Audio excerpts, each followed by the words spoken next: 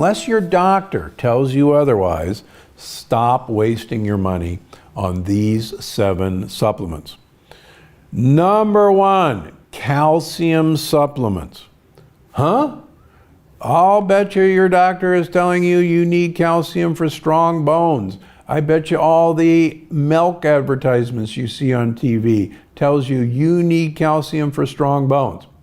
While it's true, calcium is a part of the makeup of bone structure, there is no evidence that a calcium supplement will actually have any benefit in actually making the calcium go to your bones.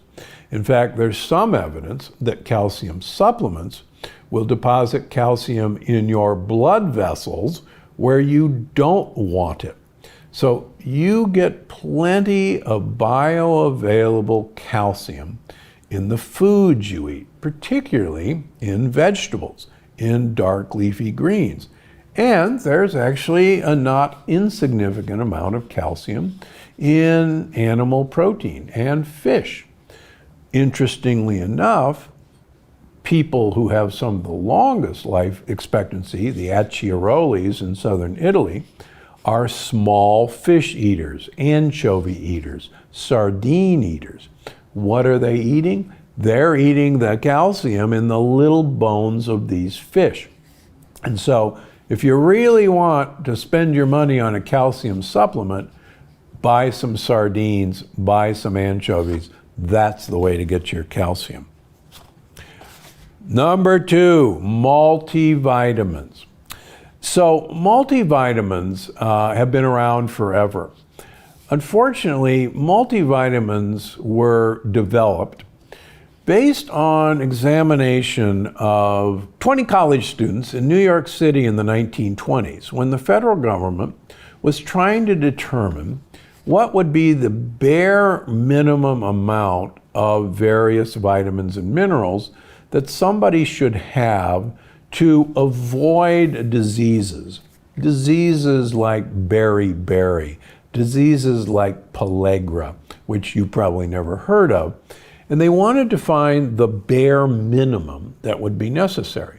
So they looked at the blood work of 20 college students and said, well, this is what these kids are eating, and this is what their blood work looks like, and they're healthy college students, so that's probably what we need.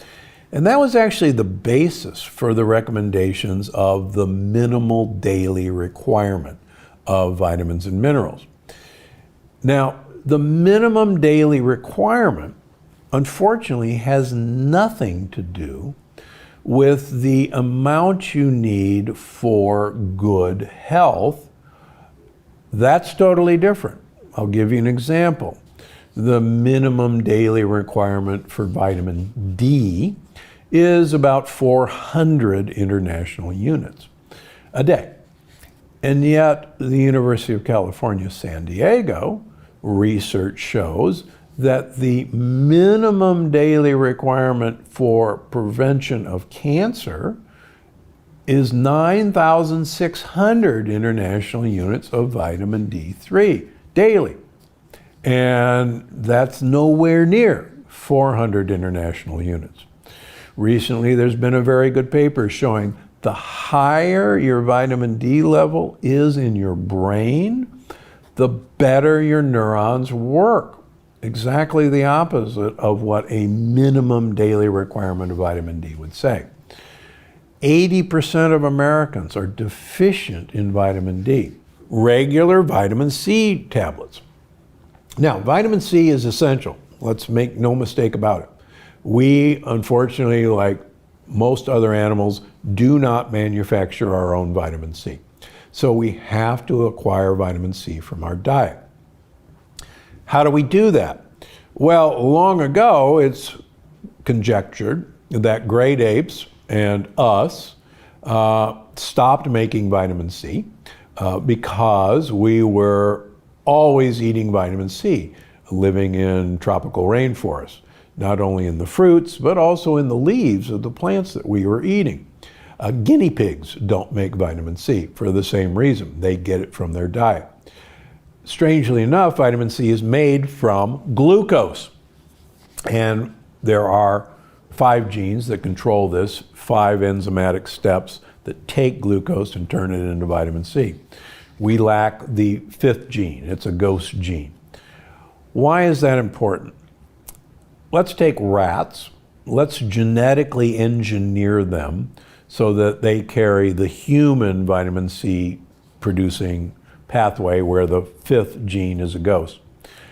Those rats live 50% shorter lives than rats who manufacture their vitamin C. Whoa, 50% shorter lives. Now here's the exciting news. If you put vitamin C in the drinking water of those vitamin C deficient rats, they will live exactly as long as the rats who make their own vitamin C. So what does that tell you? We really have to have a continuous source of vitamin C in our diets.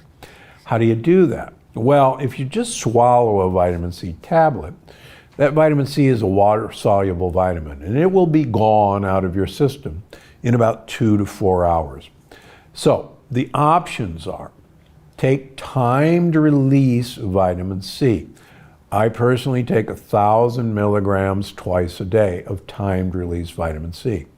If that's too much to ask, get yourself some chewable vitamin C tablets or carry around some 500 milligram vitamin C tablets and swallow them 4 times a day.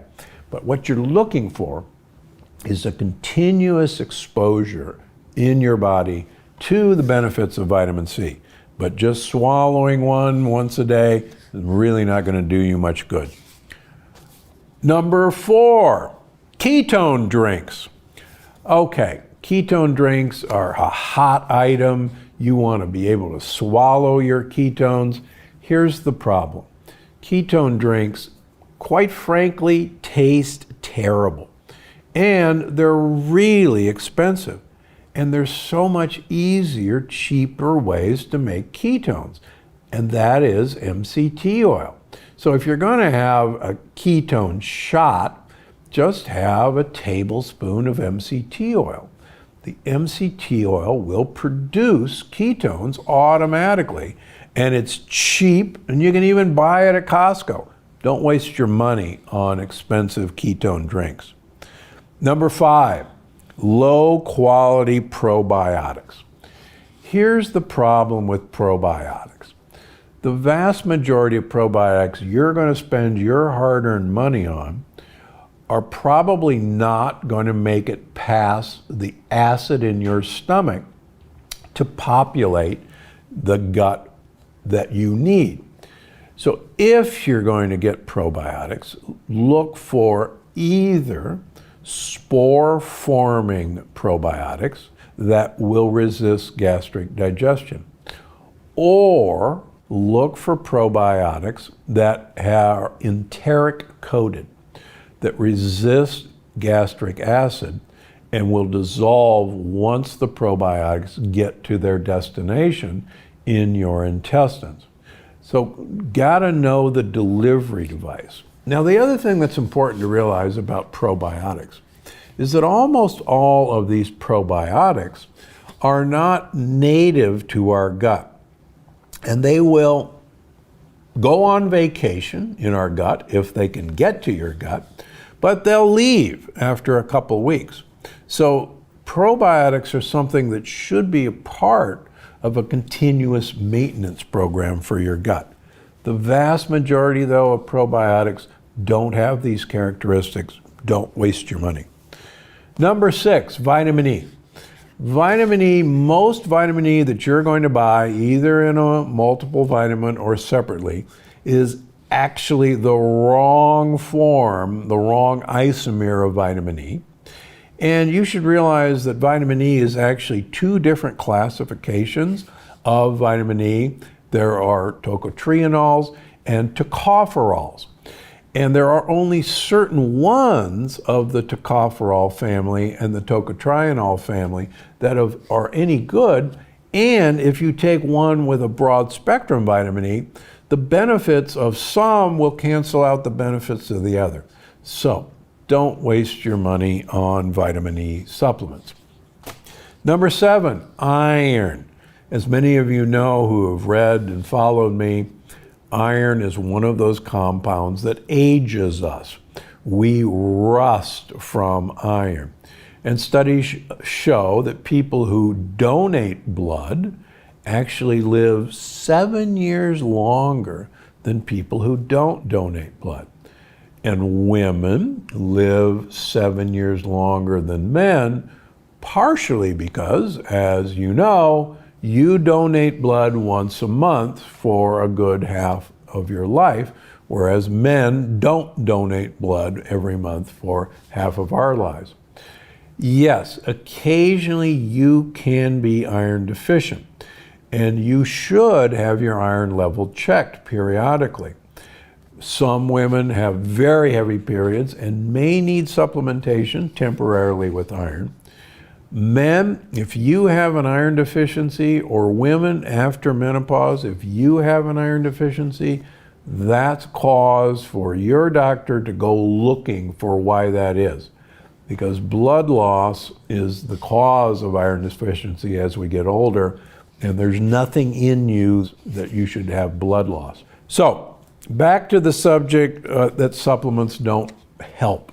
Recently you may have seen a big study in JAMA that these sorts of supplements don't help and that they're all a waste of money. With what I started with, remember, these are studies looking at the USDA recommended dosages of supplements.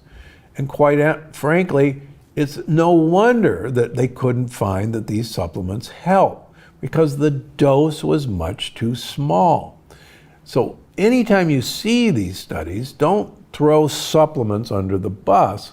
Always look with a critical eye as to what the dose of these supplements they were studying. And it's how much you take of a particular supplement that's really the key. Supplements are great for you as long as you know what the dose you really need to have an effective. I think you're going to love this one. Most of the blue zones, one of the things that I talk about, most of the blue zones eat only about 10% of their calories as protein.